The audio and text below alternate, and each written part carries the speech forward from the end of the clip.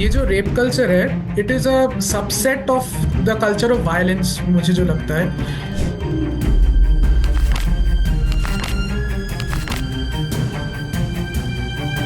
Subset नहीं है वो बिल्कुल उसी सेट का एक और एलिमेंट है।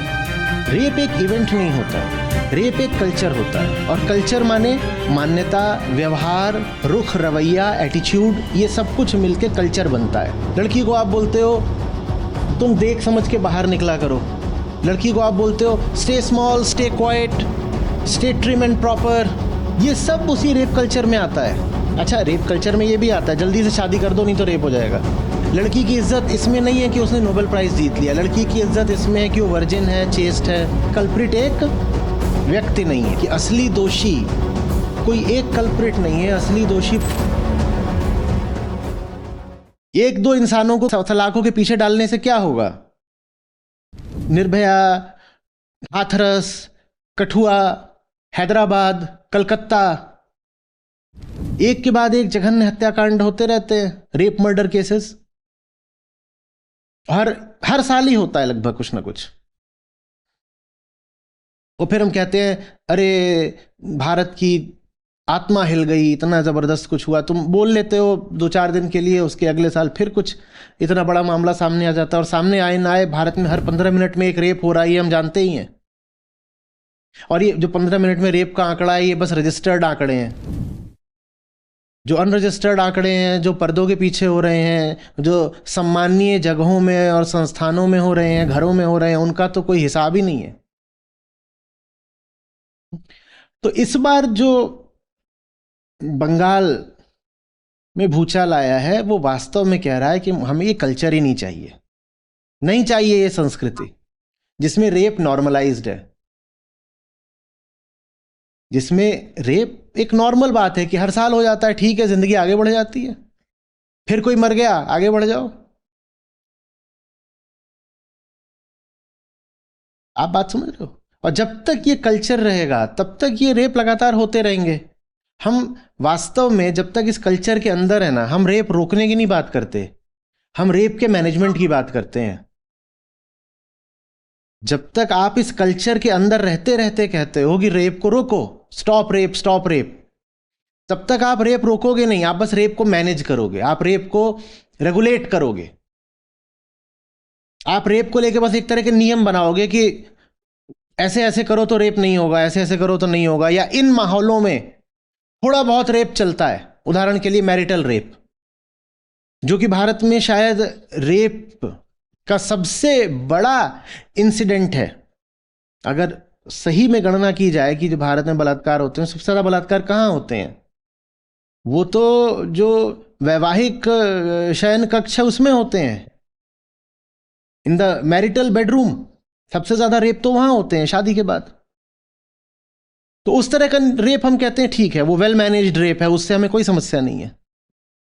जो हमारी पूरी संस्कृति ही है ना, वो कहीं ना कहीं ऐसी है कि वो रेप को मान्यता दे रही है। बस वो कहती है कि इतने ज्यादा ना हो, इतने विभत्स ना हो। क्यों? क्योंकि उसके केंद्र में ही ये बात बैठी हुई है कि महिला के जीवन का मुख्य काम सेक्सुअल है। और जब तक ये बात रहेगी तब तक जिसको आप टॉक्सिक मैस्कुलिनिटी कहते हो वो भी रहेगा, जिसको आप टॉक्सिक पैट्रियार्की कहते हो वो भी रहेगा, वो सब रहेगा। रेप एक इवेंट नहीं होता, रेप एक कल्चर होता है। और कल्चर माने मान्यता, व्यवहार, रुख, रवैया, एटीट्यूड, ये सब कुछ मिलके कल्चर बनता है। बिलीफ्स, एजम्पशंस, परंपराएं, ये सब कल्चर में आते हैं। जो हमारा कल्चर है वो कहीं ना कहीं रेप की तरफ परमिसिव है। ये बात हम मानना नहीं चाहेंगे, मानने में बहुत बुरी लगती है, पर नहीं होता तो भारतीय समाज में इतने व्यापक पैमाने पर नहीं हो रहे होते रेप। और रेप की तरफ परमिसिव है हमारा कल्चर। आपने उज्जैन का नाम लिया था ना अपने सवाल में, उज्जैन में आपको पता है ना क्या हुआ था? ऐसा नहीं है, यहां पर तो फिर भी ये था कि सेमिनार हॉल बंद था और रात के 3 बजे थे और लोगों को पता नहीं चला। जो बंगाल में हुआ है वहां पर तो दूसरों को पता नहीं चला, पर जो उज्जैन में हुआ है वहां तो मामला बिल्कुल एक फुटपाथ पर हो रहा है और एक बड़ा व्यस्त सा चौराहा था और वहां पर वो हुआ है और आते जाते लोगों की वहां भीड़ उसको देख रही है और एक आदमी ने बाकायदा उसका वीडियो बनाया है और वो सर्कुलेट हुआ है, वीडियो वायरल भी हो गया है वीडियो। ये इस बात का प्रमाण है कि हमारे यहाँ रेप चलता है। रेप चलता नहीं होता तो इतने सारे लोग खड़े होकर के खुलेआम चौराहे पर फुटपाथ पर रेप होता कैसे देख रहे होते? रेप चलता है, ये कल्चर है, रेप चलता है। एक दो नहीं, शायद दर्जनों की सैकड़ों की भीड़ वहां खड़ी रही होगी, वो सब देख रहे खड़े होकर के। एक बिजी ट्रैफिक की स्थिति थी, वो एक बिजी क्रॉसिंग है वो उज्जैन की, और उज्जैन एक धार्मिक नगरी भी है और लोग देख रहे हैं। ये चलता है ना, हमारे यहां चलता है, इट्स अलाउड। हम मानेंगे नहीं इस बात को। जैसे आप किसी से बोलोगे कि साहब हमने ना अपना जो पॉपुलर कल्चर है वो ऐसा बना लिया है कि उसमें rape is kind of allowed, तो लोग गुस्सा हो जाएंगे, कहेंगे नहीं साहब ऐसा थोड़ी है, हमारे कल्चर में रेप अलाउड थोड़ी है। पर अलाउड नहीं है तो लोग खड़े होकर देख क्यों रहे थे रेप को? अलाउड है तभी तो देख रहे थे। कल्चर क्या होता है? कोई लिखित नियमों का नाम कल्चर नहीं होता। जो आम जनता का व्यवहार होता है वही कल्चर होता है। आप अगर बाहर जाओ कहीं, आप मान लीजिए आप जाते हो फ्रांस, आप वापस आओ, मैं आपसे पूछूं फ्रांस का कल्चर कैसा है, तो क्या आप मुझे कोई किताब पढ़ के बताओगे? आपने वहां आम लोगों का जो व्यवहार देखा, आप उसी से बता दोगे कि फ्रांस का कल्चर ऐसा है। तो भारत का कल्चर कैसा है? उज्जैन के लोगों का जो व्यवहार था वैसा ही भारत का कल्चर है ना। कोई उसके लिए हमें किताब थोड़ी पढ़नी पड़ेगी, आम आदमी का व्यवहार देख लो, वही भारत का कल्चर है। और आम आदमी का व्यवहार यह है कि न सिर्फ उसका बलात्कार देखा गया बल्कि उसकी बाकायदा वीडियो बनाई गई, वो वीडियो वायरल हो गई, और वीडियो के वायरल होने से एक चीज याद आती है। बंगाल की जिस डॉक्टर बेटी की हत्या हुई, बलात्कार हुई, उसका नाम पॉर्न वेबसाइट्स पर ट्रेंडिंग में रहा है बहुत दिनों तक। यह है हमारा समाज, और यह बात पहली बार नहीं हो रही है। भारत में जब भी मीडिया में कोई रेप केस आता है, तुरंत भारतीय पुरुष जा करके पॉर्न वेबसाइट्स पर उस नाम को खोजना शुरू कर देते हैं। हैवी ट्रैफिक जाता है पॉर्न वेबसाइट्स पर कि ये जो अभी रेप मर्डर केस हुआ है, मुझे इसकी टिटिलेटिंग, सेक्सुअली अराउजिंग, इरोटिक क्लिप देखनी है। अगर भारत ये कर रहा है और ऐसा कर रहा है कि वो वहां ट्रेंडिंग पर चला जाता है मामला, तो यही तो कल्चर है ना हमारा। जब तक ये कल्चर नहीं बदलेगा, रेप के इवेंट्स कैसे बदल जाएंगे? हमको लगता है रेप एक घटना है, एक प्रकरण है। वो प्रकरण नहीं है, प्रक्रिया है। कल्प्रिट पूरा कल्चर है भाई। हम ऐसे लोग हैं कि रेप होता रहेगा, और उसके मूल में हमारी बहुत गहरी धारणाएं बैठी हुई हैं। उन्हीं धारणाओं के खिलाफ आज बंगाल आक्रोशित है। हालांकि जो लोग आक्रोश व्यक्त कर रहे हैं, आप उनसे पूछेंगे तो वो ये इन शब्दों में इस बात को नहीं बोल पाएंगे, लेकिन आप थोड़ा सा इन्फर करिए ना कि अगर कल्प्रिट कोई पकड़ा जाना था तो कल्प्रिट तो पकड़ा गया, फिर अब आंदोलन किसके लिए? आंदोलन है ताकि कल्चर बदले। समझ रहे हैं बात को? हम भारत में, आप कहेंगे, लोगों को बड़ा गुस्सा आएगा, लोग कहेंगे आप भारत की गौरवशाली संस्कृति के खिलाफ ऐसा बोल रहे हो, आप रेप कल्चर बोल रहे हो। आप भारत की संस्कृति में महिला को ऊंचे से ऊंचा पद कौन सा देते हो? मां का देते हो ना। माने बिना सेक्सुअल एजेंसी के तो उसके पास कोई एजेंसी ही नहीं है ना। माने बिना रिप्रोडक्शन के, बिना सेक्सुअल एक्टिविटी के तो महिला को ऊंची जगह भी नहीं मिल सकती। सर, इस बात पे मैं कहना चाहूंगा, रिसेंटली राजस्थान में एक खबर आई थी जहां पर एक लड़के ने अपने खुद के माँ को, आई थिंक राजस्थान में ही होगा, खुद के माँ के साथ ही बलात्कार कर दिया है। तो आप जो कह रहे हैं अभी, मतलब सम्मान के जगह पे, इज्जत के जगह पे, वो भी अभी नहीं रहा।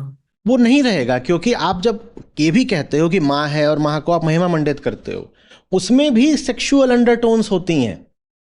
लड़की पैदा होती है, हम उसको बड़ा करते हैं, हम कभी ये भूल थोड़ी पाते हैं कि वो लड़की है। हमारे लिए वो इंसान कभी होती कहाँ है? मनुष्य थोड़ी होती है वो स्त्री का शरीर होती है। हर तरीके से वो हमारे लिए एक फीमेल बॉडी होती है। हाँ, हमें जब उसको रिस्पेक्ट करना होता है तो हम कहते हैं फीमेल बॉडी है, रिप्रोड्यूस करती है, माँ है, माँ को इज्जत मिलनी चाहिए। माँ को क्यों इज्जत मिलनी चाहिए? माँ नहीं है तो इज्जत नहीं मिलनी चाहिए। लड़की कहे मुझे मां नहीं बनना, तो इज्जत नहीं दोगे क्या? पुरुष को क्या इसी नाते इज्जत देते हो कि पिता है, तो लड़की को इस नाते क्यों इज्जत मिले कि मां है?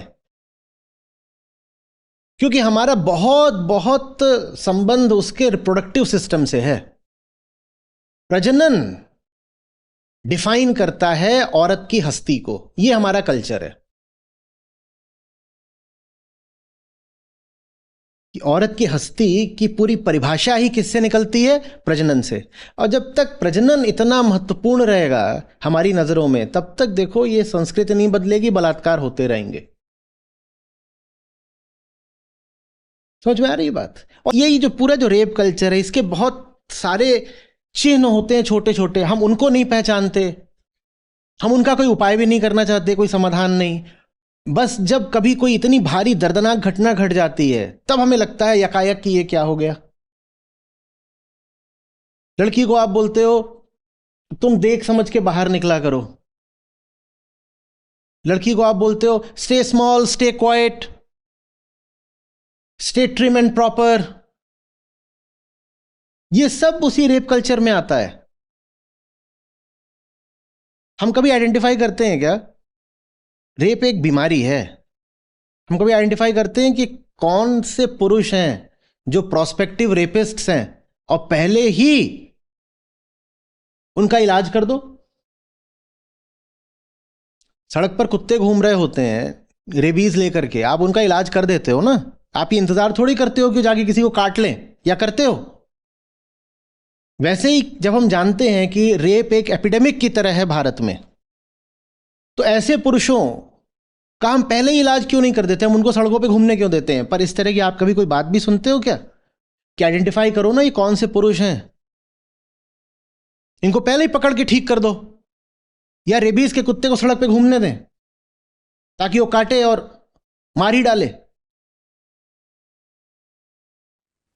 ये जो रेप कल्चर है, it is a subset of the culture of violence. मुझे जो लगता है कि violence if it's like a tree, rape is just like a branch, उसी उसी टहनी पर ही है। You see, they are two fruits from the same branch. Subset नहीं है वो बिल्कुल उसी सेट का एक और एलिमेंट है। उसकी जो रूट है ना, उसकी वो जो रूट है वो बॉडी आइडेंटिफिकेशन में है। मैं मेल हूं और मैं पावरफुल हूं, हिस्टोरिकल रीजन से मैं अभी भी पावरफुल हूं। अगर ह्यूमैनिटी बची रही तो 200 साल बाद ये जो पावर एसिमेट्री है ये कम हो जाएगी। पर हिस्टोरिकली मेल पावरफुल रहा है, कैपिटल सारी मेल के पास रही है, क्योंकि पहले एनर्जी का बहुत बड़ा स्रोत मसल पावर होता था, वो मसल पावर ज्यादा मेल के पास रहा, तो वो जो तब से ट्रेडिशन फ्लो करती आई वो अभी भी बची हुई है। दूसरी बात, वुमन के पास वूम था, और वो इतना ज्यादा प्रेग्नेंट रहती थी कि वो फिजिकली इमोबाइल और इनकेपेबल हो जाती थी। चाइल्ड बियरिंग और चाइल्ड रियरिंग आपकी फिजिकल एनर्जी पूरी सोख लेते हैं, तो उसको मेल के नीचे रहना पड़ता था फॉर प्योरली बायोलॉजिकल रीजंस। एक तो ये कि एनर्जी तब ना तो स्टीम पावर था, ना फॉसिल फ्यूल था, ना न्यूक्लियर एनर्जी थी। तब तो मेनली एनर्जी क्या थी? हाथ से आती थी। हाँ, थोड़ा एनिमल पावर था, पर एनिमल पावर के अलावा बाकी तो आपकी मसल की जो एनर्जी उसी से काम होगा। और बायोलॉजिकली मसल ज्यादा पुरुष के पास है और वूम्ब औरत के पास है, और वूम्ब आपको एक तरह से पैरालाइज कर देता है। 9 महीने तक तो आप गर्भ से हो, उसके बाद आपसे बच्चा चिपका हुआ है और उसके साथ आप हो, और मंथली पीरियड्स हैं वो भी आपको इमोबाइल करते हैं, इनकेपेबल करते हैं, और they are like a tax on the body. तो ये सब पुराने बायोलॉजिकल रीजंस रहे हैं, और उन्हीं की जो श्रृंखला है वो आज तक चल रही है। I am the man, I am the controller, she is the woman. मैं ह्यूमन बीइंग नहीं हूं और वो भी मनुष्य नहीं है, ना मैं इंसान हूं ना वो इंसान है। जब तक हमारा जो कल्चर है ना वो कॉन्शियसनेस सेंट्रिक नहीं होगा, जब तक हम एक इंसान को मेल या फीमेल की तरह देखते रहेंगे, तब तक चीजों का बदलना बहुत मुश्किल है। क्योंकि अगर वो फीमेल है तो फिर तो जो मेरी बायोलॉजिकल इंस्टिंक्ट है वो उसको एक्सप्लॉइट करने की ही है। Because that's how I am physically. मुझे हर चीज़ एक्सप्लॉइट करनी है, मुझे नेचर को एक्सप्लॉइट करना है, मुझे रिवर को, माउंटेन को एक्सप्लॉइट करना है, मुझे मिनरल्स को एक्सप्लॉइट करना है, मुझे दुनिया में हर चीज़ को एक्सप्लॉइट करना है। तो अगर मैं किसी औरत को एक्सप्लॉइट कर सकता हूं तो मैं करूंगा ना। जब तक हमारी जो बेसिक कंडीशनिंग है वही नहीं बदली जाएगी, तब तक ये चीज़ नहीं रुकेगी। हमको जो पूरा कल्चरल ट्रेनिंग बचपन से मिल रही है ना, वो बहुत गड़बड़ है। भाई बहन की रक्षा करेगा, बार बार यही रहता है ना, भाई बहन की रक्षा करेगा, भाई बहन की रक्षा करेगा। लड़की की इज्जत इसमें नहीं है कि उसने नोबेल प्राइज जीत लिया, लड़की की इज्जत इसमें है कि वो वर्जिन है, चेस्ट है। और अगर लड़की अपनी वर्जिनिटी खो दे तो वो सुसाइड फिर कर लेती है बहुत बार। इतना उसके दिमाग में भर दी गई है ये बात। तुम्हारी इज्जत का संबंध तुम्हारे जेनिटल्स से है। हम इतना ज्यादा सेक्स सेंट्रिक लोग हो गए हैं कि दिमाग में बस सेक्स ही चलता है, और क्या चलेगा।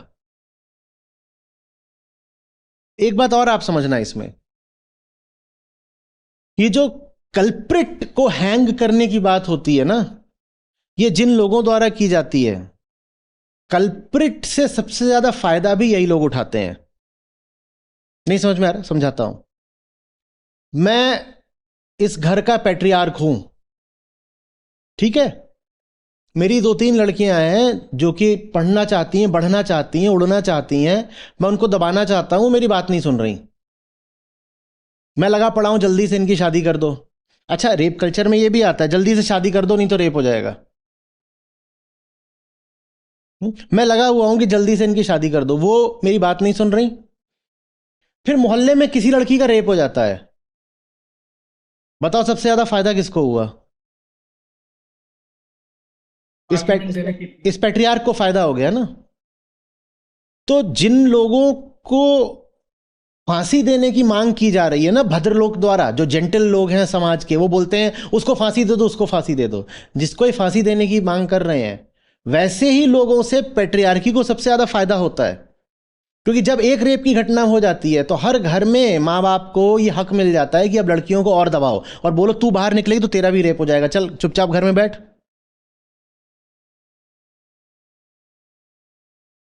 The entire thing is रॉटन। बात यह है ही नहीं कि एक इंसान ने कुछ कर दिया, जिस इंसान ने कर दिया वो पकड़ा गया, उसको फांसी हो जाएगी। लेकिन मुझे ये बताओ, यहां कल्प्रिट कौन नहीं है? यहां कल्प्रिट कौन नहीं है? और कोई घटना घटेगी, कहेंगे अरे ये कपड़े ठीक से नहीं पहनती हैं इसलिए रेप हो जाता है। और जो 3-3 साल की लड़कियों का रेप हो रहा है फिर, और जो 70-80 साल की वृद्धाओं का रेप हो रहा है, उसकी क्या बात है?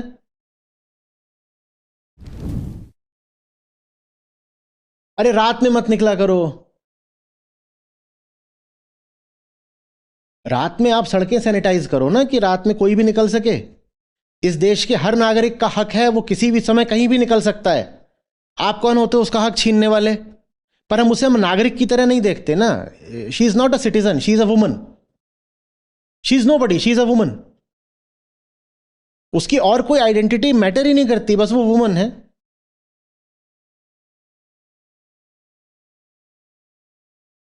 और हमको नहीं पता है, लेकिन हम सब लोग, we as man, right now 2 men are talking about the atrocities that women have to bear. हमें नहीं पता होता, लेकिन इनडायरेक्टली या सबकॉन्शियसली हम सब उस रेप कल्चर में पार्टिसिपेट करते हैं। ये सारा जो आंदोलन है, इसकी उपयोगिता इसी में है कि अगर वो कल्चर बदल पाए तो।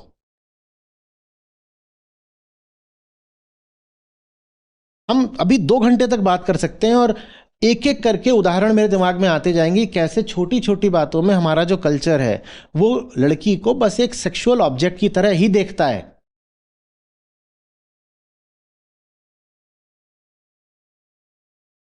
जिन जगहों पर महिलाएं एक स्वतंत्र समान नागरिक की तरह रात में सड़कों पे निकल के जो उनको लगता हो वो काम नहीं कर सकती, वहां पर बस रेप की ही संस्कृति है। और ये संस्कृति ही पूरी बदलनी पड़ेगी। एक घटना पर मात्र शोर मचाने की बात है ही नहीं, इसीलिए वो शोर रुक नहीं रहा है। क्योंकि इस बार जो लोग प्रोटेस्ट कर रहे हैं वो बहुत पढ़े लिखे लोग हैं, बहुत इलीट लोग हैं। कहीं ना कहीं उनको ये सेंस हो गया है कि it's not about that one person who has been arrested, it's a much deeper malaise. देखो, फिर उसी आंकड़े पर वापस आते हैं कि 15 मिनट तो सरकारी आंकड़ा है कि हर 15 मिनट में एक बलात्कार होता है। हम्म? आशंका यह है कि शायद वो हर दूसरे मिनट में हो रहा है। और ये चीज तब तक नहीं हो सकती जब तक इसको एक वाइडर सोशल सैंक्शन न मिला हुआ हो। मैं उदाहरण देता हूं। आपकी जो पार्लियामेंट है और आपकी जो लेजिस्लेटिव असेंबलीज हैं उसमें 150 से ज्यादा ऐसे इलेक्टेड रिप्रेजेंटेटिव्स हैं, एमपी और एमएलए, जिन पे महिलाओं के खिलाफ अत्याचार के मुकदमे चल रहे हैं। और उनमें से कुछ तो ऐसे हैं जिन पर सीधे सीधे बलात्कार और हत्या के भी मुकदमे चल रहे हैं महिलाओं के खिलाफ। ये जो इलेक्टेड रिप्रेजेंटेटिव्स हैं इनको वोट किसने दिया है? जनता ने दिया है ना। ये रेप कल्चर है कि नॉर्मल सी बात है यार, उसने कर दिया होगा rape, boys will be boys, men will be main, rape हो जाता है, कोई बात नहीं, वोट दे दो इनको और इलेक्ट कर लो, हो जाता है, क्या फर्क पड़ता है? क्या फर्क पड़ता है?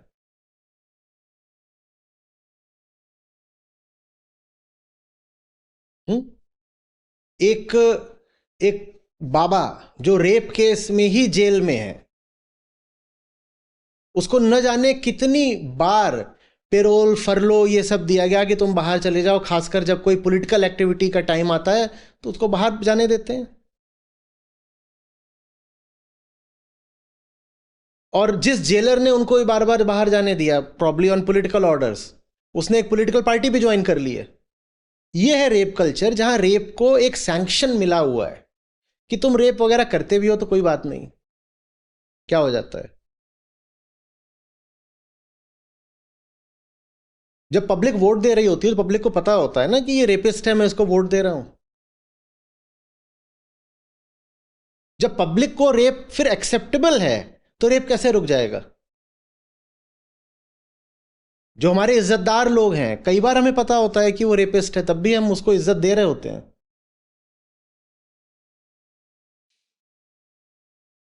तब चलता है।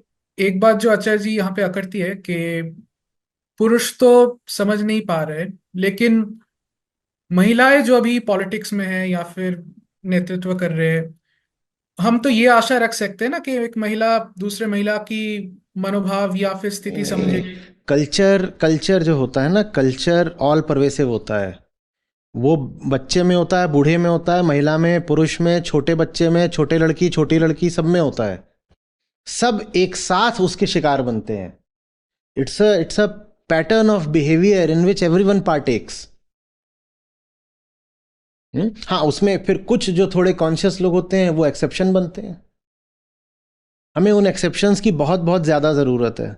बात रेप की नहीं है, बात इस पूरी संस्कृति को ही बदलने की है। हमारे लिए वुमन एक सेक्सुअल ऑब्जेक्ट है, और जब तक हम इस बात को नहीं मानेंगे तब तक कुछ बदलेगा नहीं। आपकी मूवीज में महिलाओं की क्या जगह रहती है, अच्छा बताइएगा। कितनी मूवीज होती हैं जिसमें महिला के पास कुछ भी करने के लिए होता है, उसकी एक टोकन प्रेजेंस होती है, ज्यादातर सिर्फ शरीर दिखाने के लिए। पूरी मूवी होगी जो मेल सेंट्रिक होगी, जिसमें सारे male characters, movie about five boys, 5 men having a good time, 5 gangsters. फिर उसमें बीच में एक अचानक एक आइटम सॉन्ग आ जाएगा, उसमें एक औरत होगी, वो अपना नाच रही है अर्धनग्न होके। that's the position of women in our culture. You come here, you are a body, you remain a decent sexual object, and then we will inseminate you, then you bear our kids and become a good mother. ये जो motherhood को भी हमने glorify किया है, उसका sexual dimension समझिए ना। हम बार बार बोलते हैं माँ माँ माँ। माँ तो तभी बनेगी ना जब पहले कोई पुरुष जाके सेक्स करेगा।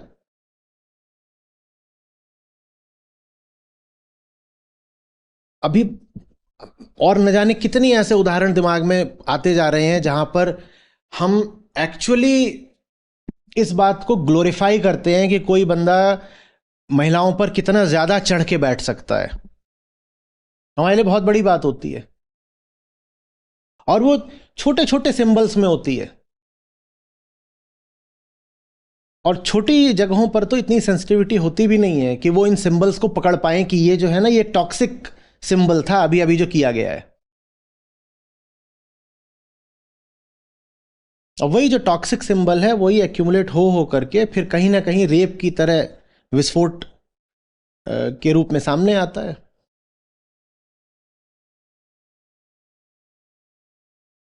Much much deeper change is needed. बात लॉ एंड ऑर्डर की नहीं है, बात इसकी भी नहीं है कि आप कानून में परिवर्तन करके कर दो कि रेपिस्ट को फांसी दी जाएगी, ये सब बात ही नहीं है। बात कहीं और है, बात हमारे घरों में है। इट्स नॉट, हम बोल रहे हैं ना अभी आपके यहाँ चल रहा है reclaiming the streets. No no no, it has to be deeper than that. It's first of all about reclaiming the house itself. औरत को सड़क पे तो खतरा है ही है, सड़क से ज्यादा खतरा उसे अपने घर के अंदर है। It starts right from the house hold. Culture का पालना तो घर होता है ना, संस्कृति तो घरों में बच्चों को दी जाती है ना। जी। हाँ, तो सारी गड़बड़ घरों में ही हो रही है।